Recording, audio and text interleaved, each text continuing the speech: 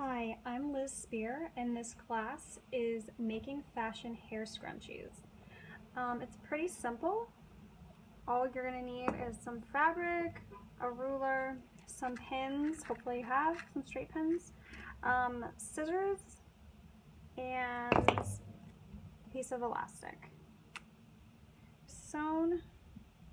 Hand sewed, stitched this all the way around on where the seam was.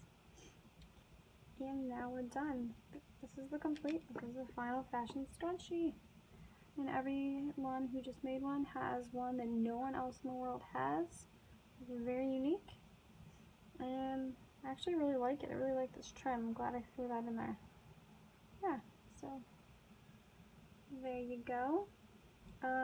Please post your project so everyone can see your individual really cool scrunchie and so you can brag about it. Be like, look what I made. And yeah, so this has been Liz Spear on how to make a fashion scrunchie. Thanks guys. Have a